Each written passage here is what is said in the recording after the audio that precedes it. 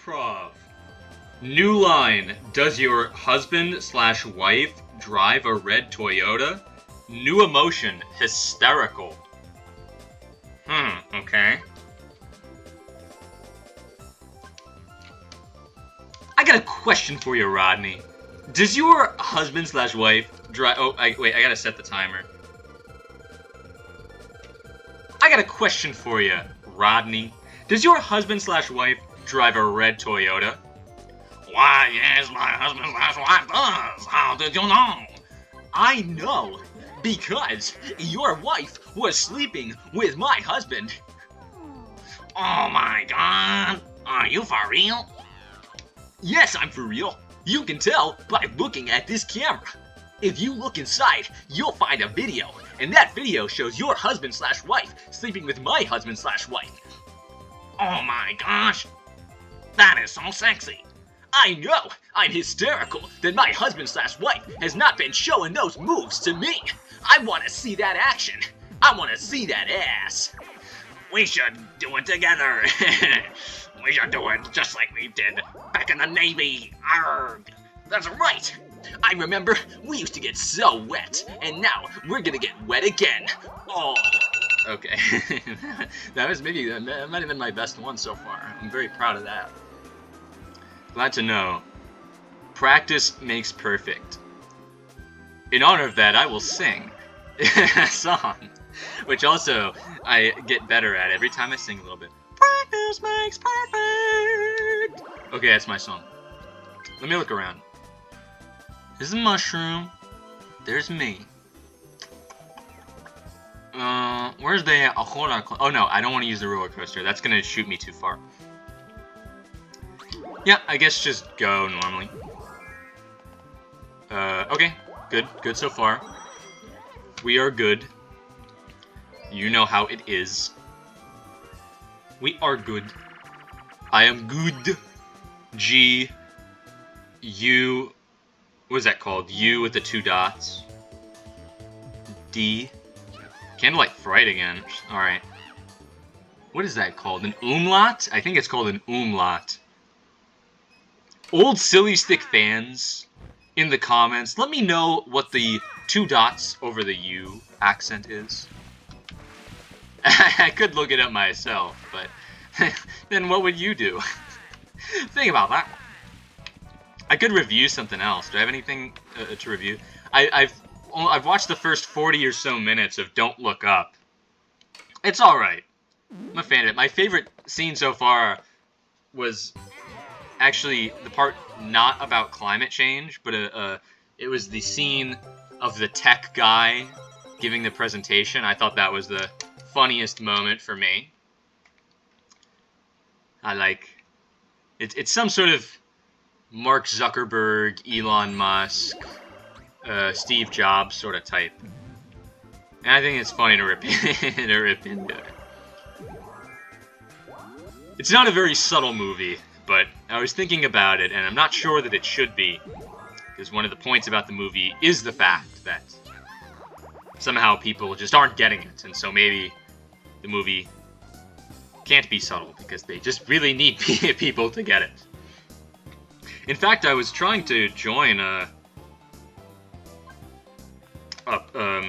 student org this semester. I emailed one of them, Sunrise Movement, but I haven't gotten an email back from them yet. So maybe they're not meeting this week because of COVID concerns, which is understandable.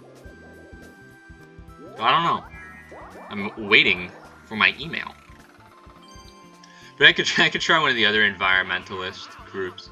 I didn't decide for the climate change group just because of the movie Don't Look Up, though I admit it probably had something to do with refreshing it in my mind. But for the past, it was maybe, you know, last semester or so or longer, I thought about doing some political organizing, but I've just never found a group that looked good enough for me to really want to join, which I know is very picky of me in the way that, you know, maybe a Christian might feel too good for this church or that church. At some point, you gotta go to church. In the same way, you can't be too picky or too much of a purist about political organizations. To some extent, at some point, you just got to pick one.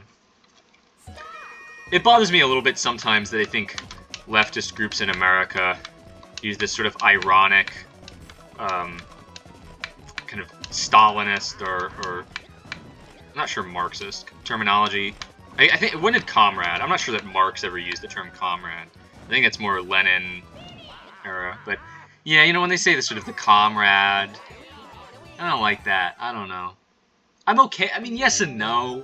Because one of the things I don't like about liberals is I feel like they're always trying to prove that they're not socialists or not communists. And honestly, just give it up. Just stop, you know. Just there's nothing that bad about being a socialist.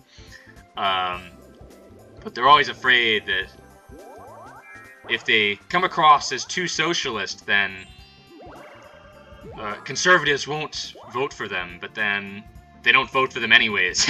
You know, even a liberal as moderate as Joe Biden is not doing well. So honestly, I think a progressive candidate who actually did things would probably get conservatives more interested than a moderate who doesn't really do much, in my opinion.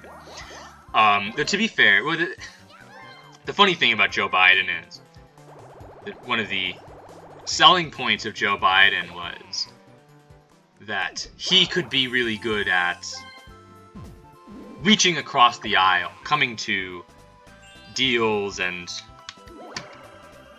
agreements and such, whereas some might think that maybe a guy like Bernie might not be able to for one reason or another, even if that reason is just that they don't like him and want to suppose that he can't. But fair enough. Fine. Joe Biden has a record of some sort of bipartisanship or something or other and making deals, whatever. But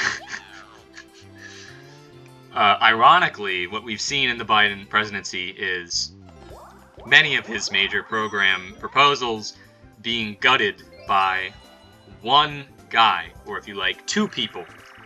Joe Manchin, especially, pretty much dominating, a la Domination from Mario Party 4. What Biden can and can't do. And then also Kristen Sinema and a few others. Which is just kind of sad. It's not totally Biden's fault, but I don't think Biden is really doing enough. Anyways, he said that he was going to cancel student debt, but he is not, which makes me mad. I'm gonna mash the A button like I want to mash his booty cheeks. Why did you lie about him? In fact, I don't even know that I should. Well, if I had any amount of influence whatsoever, I wouldn't say this. But thankfully, there's probably only, let's say, 10 people that are watching this. Well, I can't even say that, because I might get 10 views, but I don't know whether those views are people watching them. They probably clicked off by now. So let's say one person is watching this.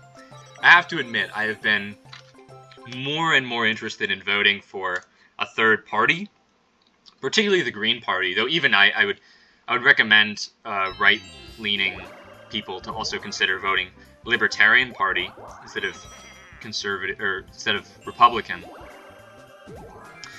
I was thinking about voting for Howie Hawkins, actually, in the presidential election. I did not, because I thought that there were 3 existential crises so dangerous and life-threatening that I had to set aside my political principles, whatever they may be, and just rely on a sort of realpolitik pragmatism, try and just get Joe Biden in there, even if I didn't think he would really do it much. He could do a little bit, which is better than nothing, perhaps. I don't know about the perhaps. I mean, I don't really buy into accelerationism, so maybe I'll cut off that perhaps. I don't know, but so the 3 things there were: COVID, climate change, and systemic racism, all of which I knew that Trump would do nothing about, but Biden might do a little bit. And that's roughly true. It's most of it. Still, it feels like not enough. I'm reminded of the scene in Malcolm in the Middle where Dewey says, I expected nothing, but I'm still disappointed. So I have been thinking about voting Green Party because I think one of the major reasons that, well, besides talking about the big, Bowser suit. Wow, okay. Stop talking about Green Party. This is really rare in this game. From what I've read, Bowser suit rarely happens. Unfortunately, I don't know that the computer players ever used the Bowser suit. I think there might have been a glitch in the game where they just decide not to do anything. Am I the closest? It looks like I'm the closest. So, we might not see the Bowser suit in action, but we could. He doesn't have any coins, so I'm not too worried about that. So, no real reason to use the Mini-Mush. I'd say just go forward.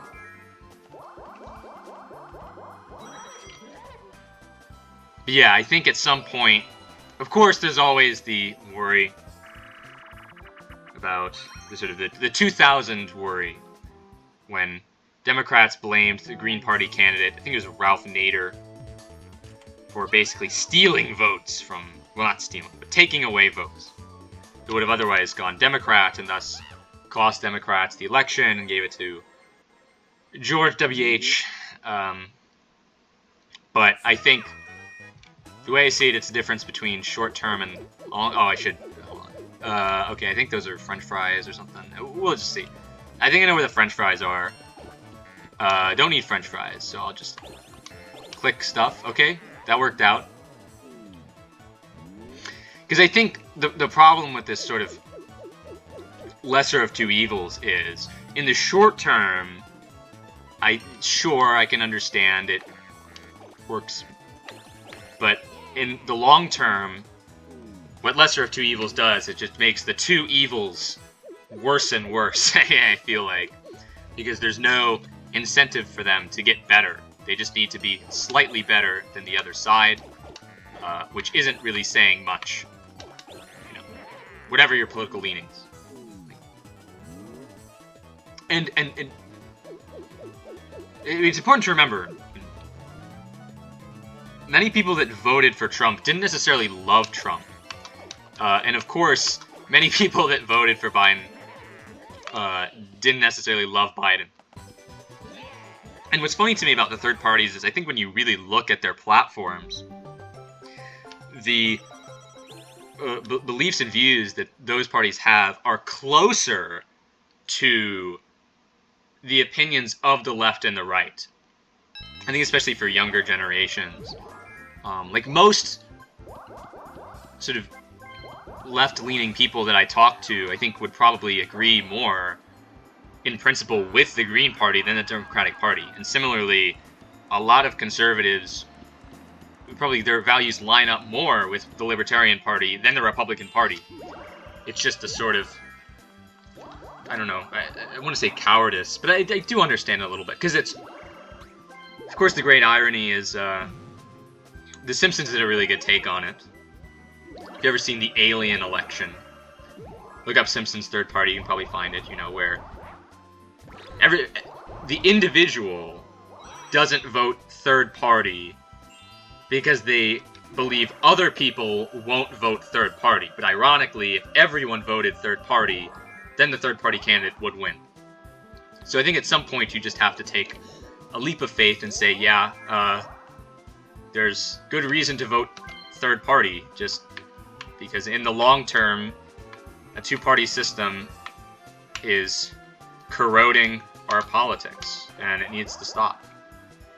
Wait a sec. Oh, it's the... I didn't even notice. Alright. Well, unless Waluigi gets all the bonus stars, which he could, that is a real possibility. It looks like I'm lined up to win. Let me do one last improv. It's dark in here, I'm scared, dramatic. Okay. I don't know if that's... Okay, knock, knock. Hello? Hello? Art thou out there? I need thy assistance.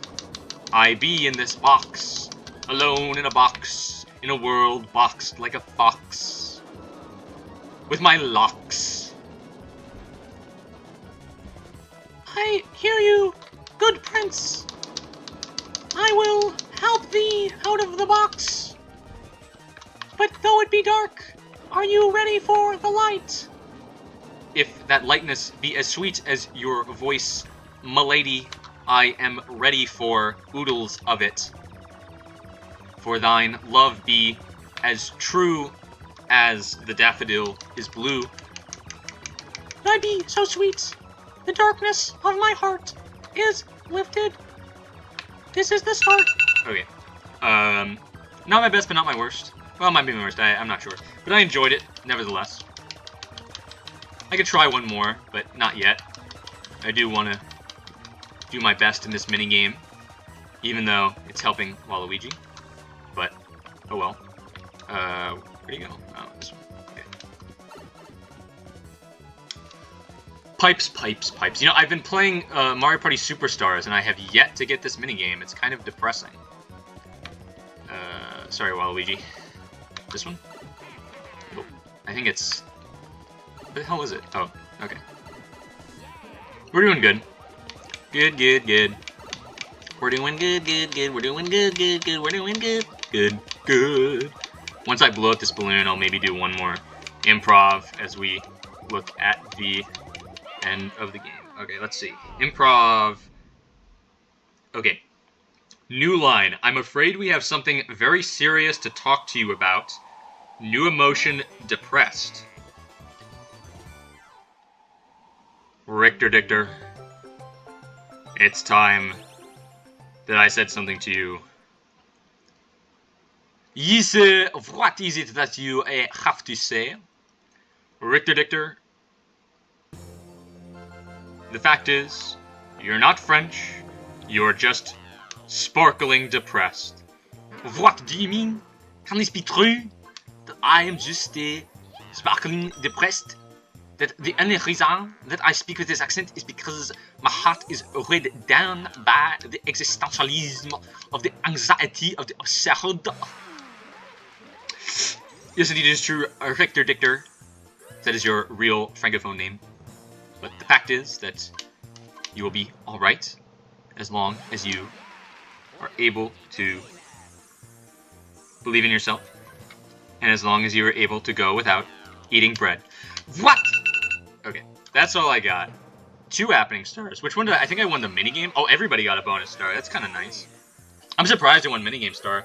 I didn't think I was winning very many, but I guess I did get 2 coin. Well, I got a lot of coins in the Paratroopa, and then the money belts. I got a lot of coins as well, so that probably did it for me. Oh, battle minigames probably didn't count for the coin star.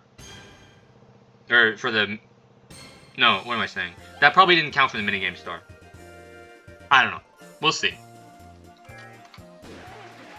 That would be likely, though, that those don't count for the minigame star. But I'm the party star. I win, which is pretty exciting.